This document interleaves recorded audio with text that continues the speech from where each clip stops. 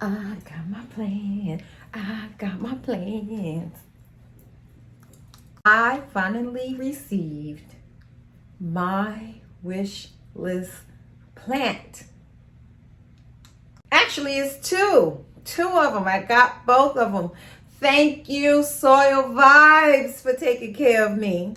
Hi, everybody. It's me, Plantain Charlene, and this is one of my highly anticipated videos to make because I finally received my wish list plants, both from Soil Vibes. Never give up on your dreams, guys. Just dream on, because that dream can come true.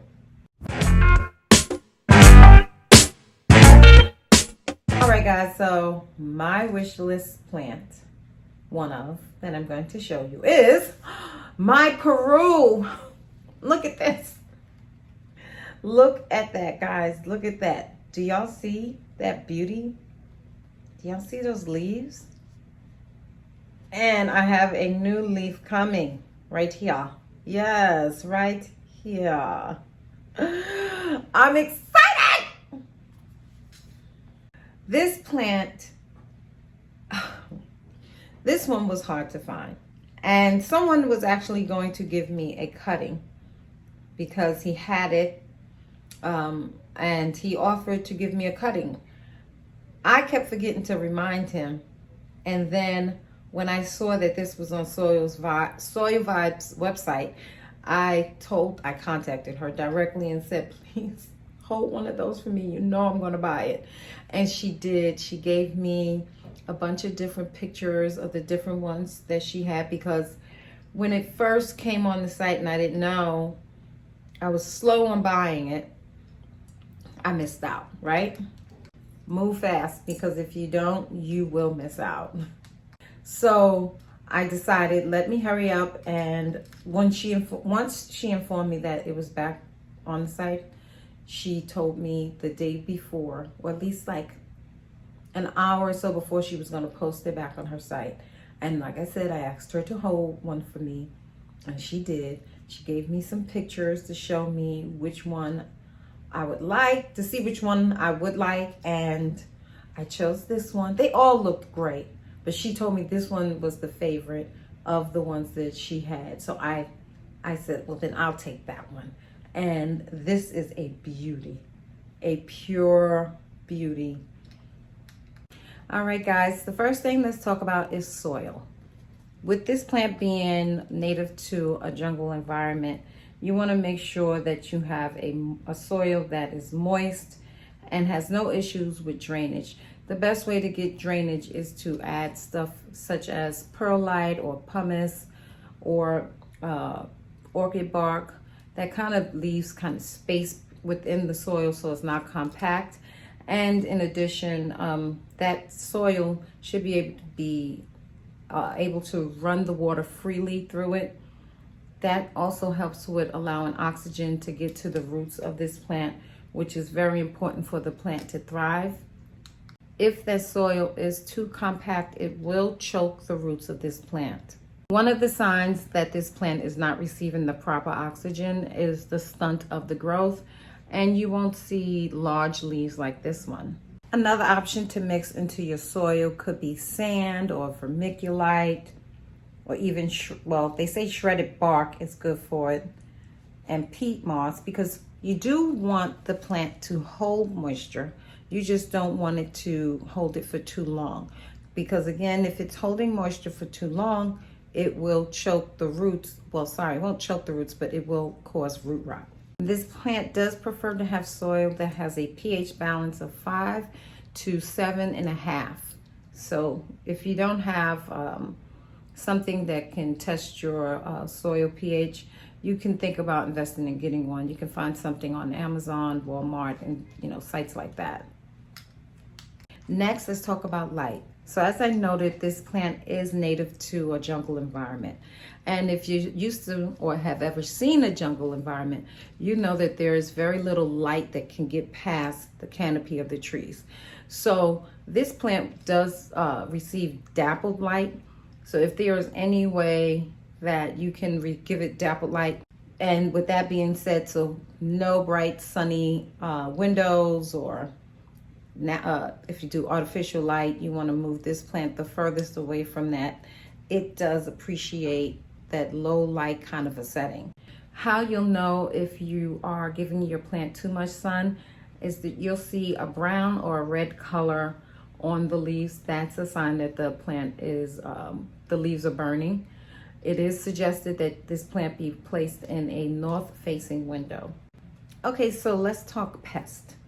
This plant is known to attract mealybugs and scale, including brown scale bugs. I've never had the issue of scale, but mealybugs is a problem for me. So I'm going to be very careful about watching this plant, wiping its leaves down, and making sure that it is not infested with any type of pest, because I refuse to let one more mealybug take any plant from me. Okay, so let's talk about the water for this plant. As I noted earlier about the soil needing to stay moist, you don't want it where it's sopping wet. So if you took your plant after watering it and squeezed it and water drips out the bottom, that means that this plant's, the soil is way too wet. And if you want to help with that, you don't necessarily have to take the plant out of the wet soil. You want to poke some holes in the soil. That will allow air to get to the roots and lower into the soil and dry it out faster. But again, you just want to be careful about how you water the plant.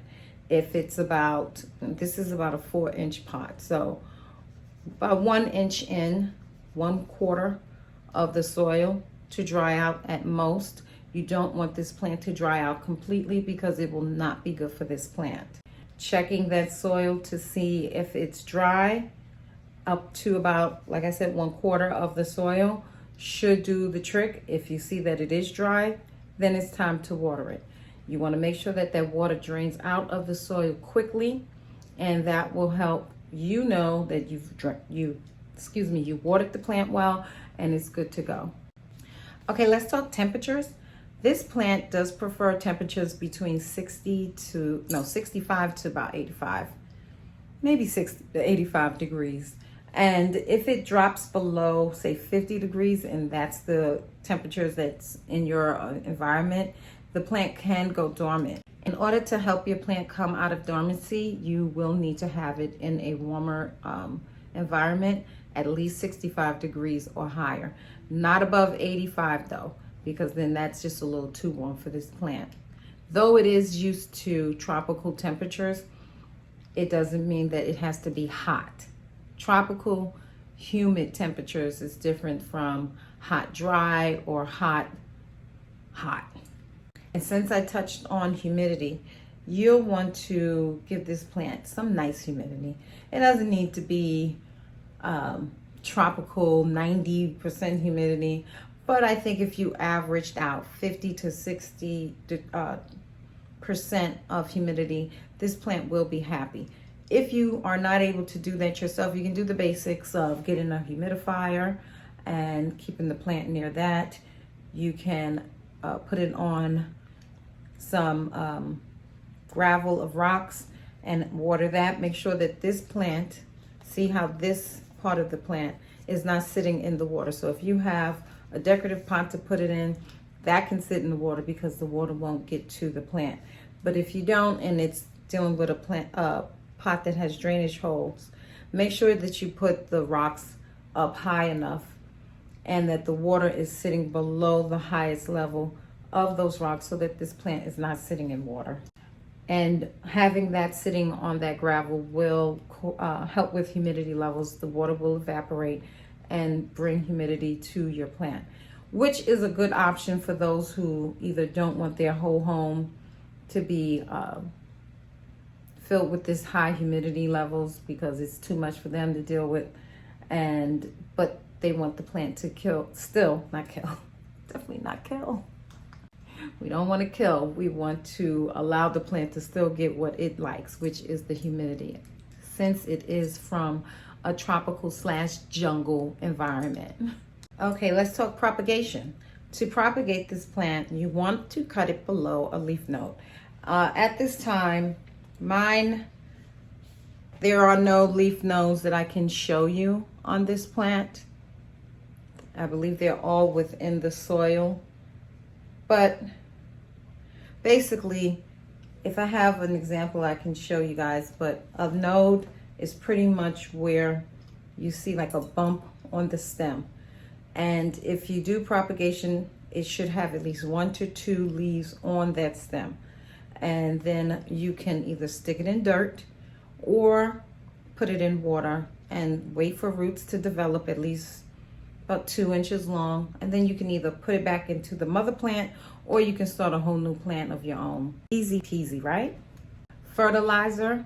I use my fish emulsion with my kelp and my iron, and that's it. Maybe also, no, that's not it. I also sometimes add some worm casting to the soil at the top and then kind of mix it in, because that's a slow release type of fertilizer. And worm castings are amazing on helping the plant. It's a natural fertilizer. It's not something that you find with those powdered ones and you have to add water to liquefy it. If you do choose to use that, make sure you dilute it to half the amount that it's suggesting, because a lot of times for me, I see that it doesn't help me. I don't use them anymore because I see that the plant doesn't do better. So I'd let those go, but to each their own. I'm not telling you don't use it. I'm just saying for me, it doesn't work. One other thing about the propagating, you want to do that in the spring. Now, I know that growing season can be any time that the plant is actually growing, but is it resting? And this plant does rest during the winter. So if you're going to do the propagation, make sure you do it in the springtime. Summer is an option, but definitely look at the springtime. Okay guys, I'm moving on to the next plant. That was my first wish list, my Monstera Peru. Now it's time to see my ultimate wish list plant. Yes, it's true. I have one. Yes, Treubii Moonlight. I'm over the Moonlight. Corny alert. I'm over the moon for this. I am so excited, so happy that I finally own one of these. Thank you again, Soil Vibes. You hooked me up. Okay, so how did this wish list become a reality? Again, reached out to my seller, Soil Vibes, and I asked her, I said, do you have a Treubii Moonlight? And she said, yeah, I believe I have one. Huh? I think I almost fell off the seat because I was like, what? Did she just say she has one? But she planned on dividing it to get new plants. Okay. When is that happening? And how can I get a piece of that? So she told me, no problem. She was about to put it on the site too, but maybe in like another week or so. She wanted to wait. I said, can I please have one? Please, please, please. Apparently, or obviously, the answer was yes. And here I am, an owner. Now, let me say this. I purchased this, well, I can't give my secret out because she hooked me up. I didn't pay the price that it will be on her site. Here's the thing. I saw on Etsy, this right here, just this one lonely leaf, $35. And I'm not doing that. I talked about that in my video about why I wait for a trending plant to stop trending so that it can become affordable. I know I definitely paid a lot less than $35. And this is a 2 or 3 stemmed plant where, if you see here, I can cut that and start off a new plant. So I have options. And once it acclimates to my home, I only received it yesterday. I am definitely going to cut that and make a new plant.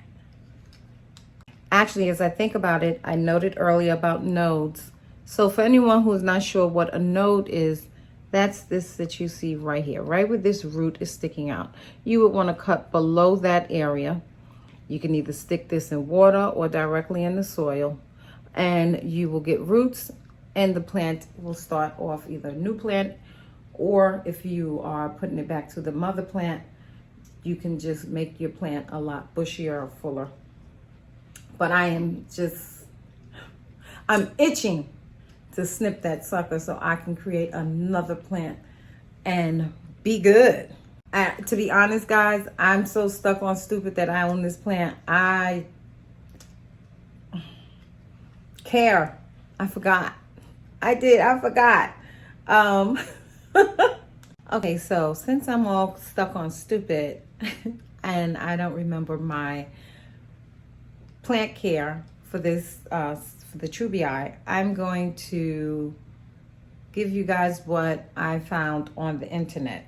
So for this plant, it is naturally a trailing and climbing plant, and it does like indirect light.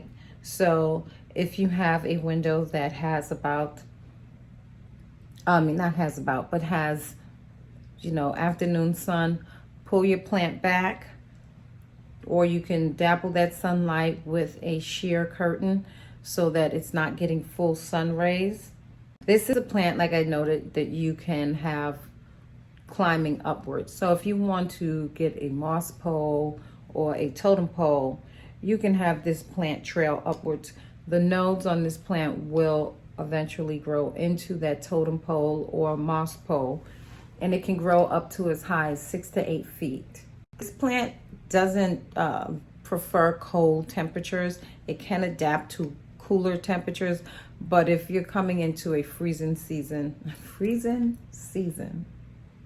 okay, let's rephrase that to colder conditions.